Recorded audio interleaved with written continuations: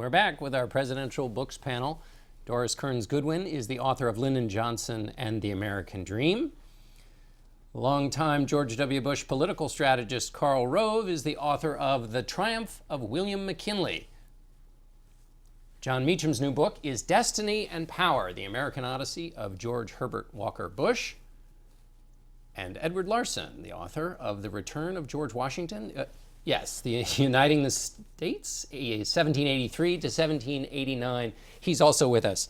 Almost lost it there at the end. Let's talk about presidential attributes. We're in a season of electing presidents. Let's talk about each of your presidents and what they did that'll help us inform our choices this time around. Doris, start with you. What attribute from the presidents you've written about should we be looking for, prospecting for in these presidential candidates now? Well, I think the first thing we need to figure out is whether they can master themselves and their own emotions. Have they been able to get through adversity? Have they come through trials of fire? Have they been able to manage their negative emotions? And then once they've grown themselves, can they grow other people? Can they inspire a staff? Can they make collaboration happen? Can they communicate with people in a way that the country is going to understand? And I really think that's what we should be looking at as we're dealing with this presidential candidacy. We've been dealing with polls and who's got more money and who says something stupid in a debate. Your question is exactly what we should be asking. We should look at our guys for guidance. They can tell us something, the dead guys. Karl, you've written about the dead guys and you've been on the inside. So what in McKinley's life should we use to help us inform our thoughts? Well, today? First, Doris was right. I mean, here's a man who was a unbelievably courageous individual in the Civil War, 3 battlefield commissions, suffered enormous personal tragedy in his life. And these, I think, informed his character. And in the campaign of 1896, he wins an election that's up in the air because he, first of all, he deliberately seeks to unite the country. His opponent is using language like the enemy's country, referring to the East, and attacking Wall Street, and excoriating the rich. And here's a man who is determined to help working class people rise in life, and he seeks a language that is conciliatory and unifying in his race, and thereby contributes a great deal to winning the contest. The other thing is that he wants to initially not engage on the biggest issue of the campaign. He wants to straddle it. And then he wakes up in the middle. This is the money question. The money question. He wakes up in the middle of August and realizes, I don't get to choose the issues. The voters get to choose the issues. And I've got to talk about that issue in a way that allows the people who are up for grabs in this election, working class laborers, to vote for me. And finally, he takes on the biggest pressure group in the country and confronts the anti-immigrant, anti-Catholic sentiment, and thereby modernizes his party and creates a new governing coalition that lasts for nearly 4 decades after him. The American Protective Association. Jon, give us an attribute that we should look for from George Herbert Walker Bush. Prudence, stability. The fundamental political transaction in a democracy is, do we trust our fates in his hands or her hands? And George H.W. Bush became president, I think, because through a series of life experiences, he was able to convince enough people that he was someone who could be trusted at the helm. He was not a glamorous figure. He was not the greatest of orators, I think is safe to say, but he gave off an ineffable sense of command. And I think that whether it was being the last president of the World War II generation, a series of jobs, almost impossible to imagine now someone with his resume getting even remotely through a primary. UN ambassador, envoy to China, chairman of the Republican National Committee during Watergate. What second prize? Director of the CIA, vice president for 8 years. He was a public servant who I think culturally and temperamentally had as much in common with the founding fathers as he's had with his own successors. I want to talk about present day in a moment, but Ed, tell us where George Washington, I mean, my goodness, he seemed to have it all, but what would you pick in terms of something we should look for the fellows and women who are running these days? Well, he did have it all, and he characterized everything Doris said about the attributes of leadership. Washington exemplified. I always think of the C's. I think he was courageous, he was consensus, and he was a cautious risk taker. He was courageous in the sense he always led from the front, whether it was during the Revolution or as president. He led from the front. He didn't send other people out in front. He was in front.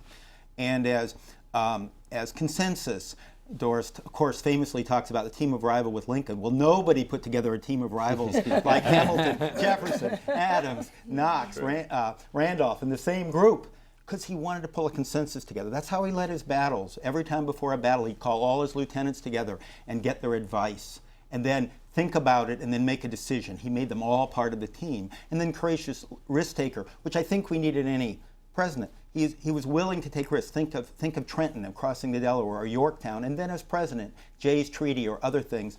And the National Bank. He was a risk taker, but it was always cautious, and it was always by building a team first. And that's sort of how Washington made it work in a very difficult time. It's Absolutely. the same thing we need today. You know, I think one thing I'd like to add, I think what you're looking for, they're all ambitious when they run for president, but is their ambition double? Is it for the people and accomplishing something that will stand the test of time?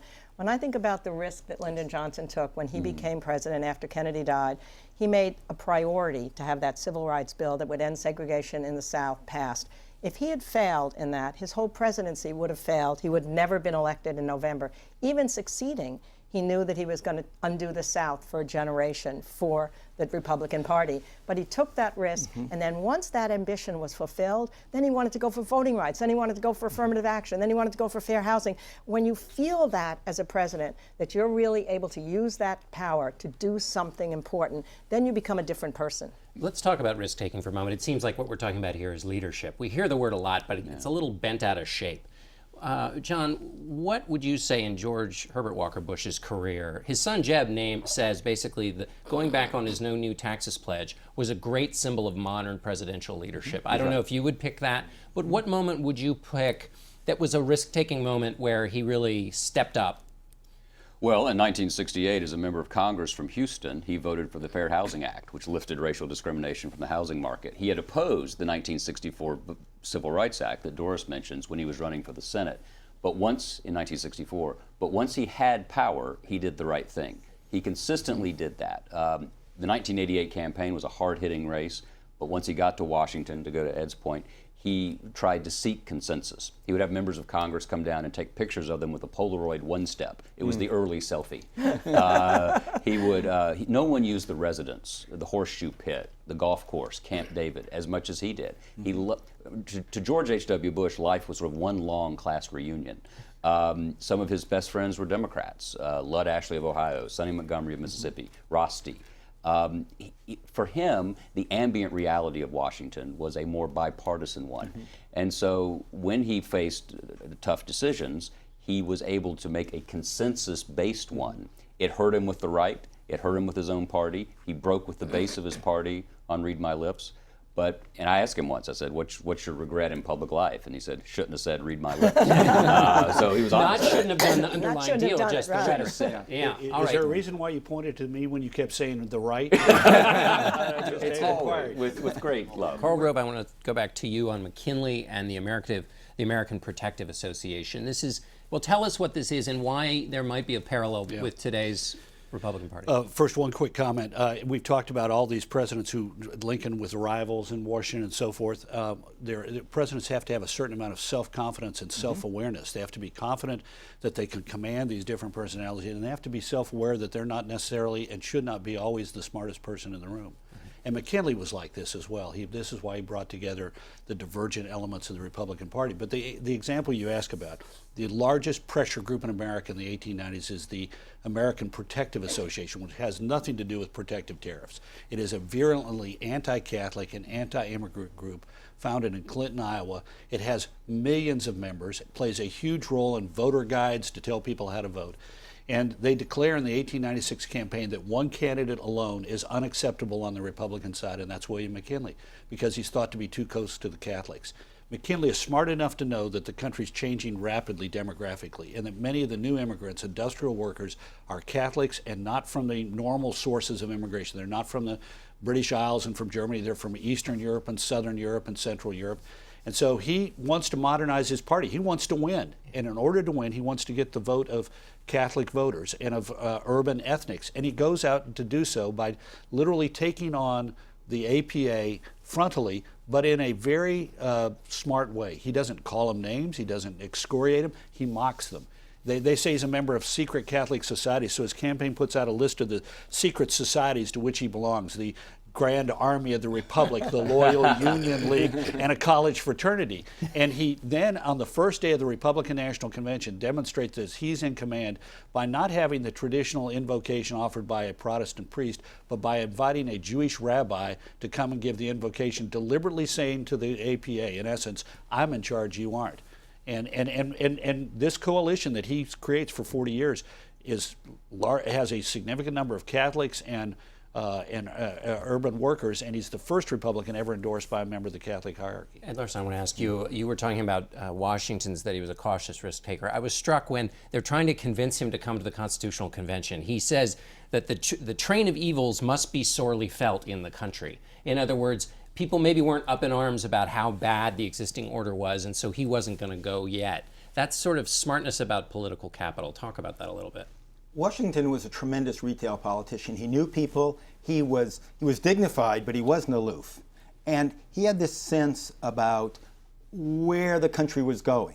And he knew that in the years after the Revolution and before the new country, the building of the Constitution, that a stronger government was needed because we needed a national market economy, and that required a central government that controlled interstate commerce. And we needed a strong country that could raise taxes and build a military because we needed national defense. He showed the issues were economic progress and respect overseas, a strong military, national security.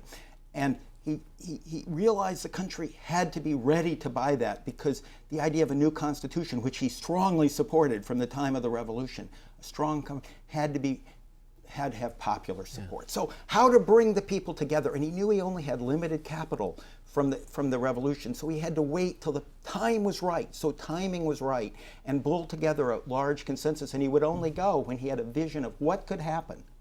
Cautious risk taker, taking the risk to have a new constitution, taking that, waiting to the right time, but building a consensus, and that's what he did. Doris, you've written about presidents who have a good sense of timing. Do you see in our current political moment something that one of the presidents you've written about would kind of grab and say, this is what they would do? Well, I think there's two things that two of the guys that I've lived with would do. One is FDR. I mean, think about how confusing ISIS is. We don't even know where they are. We can't figure out on a map where they are. In 1942, we were in a similar situation. We'd lost in Pearl Harbor. We had lost in the Asian theater. And he said, I want everybody to get a map in front of them for the fireside chat this weekend. And I'm going to point out to you why this is a different war, why it has different methods, why you have to care about what's happening in these far-flung parts of the war, because it's our security, and we're going to get through this. There was a run on maps unlike anything ever seen. C.S. Hammond's map store sold more maps in that week than they sold the whole year. Even the guy's wife, who never had liked maps, and he's been selling them for 50 years, said, bring me a map home. I want to watch what FDR is going to do, or listen to him. So I think we should do that now. I think we need to understand from our president where ISIS is. We need to look on our maps. We have to figure out where it is and what we can do about it and how it's going to affect us. All right, well, we're going to have this conversation. It's going to continue online. Thank you all so much for being with us. There's a lot more I can talk about, and fortunately, we're going to do that right after the show. It'll be posted later on facethenation.com, and we'll be right back.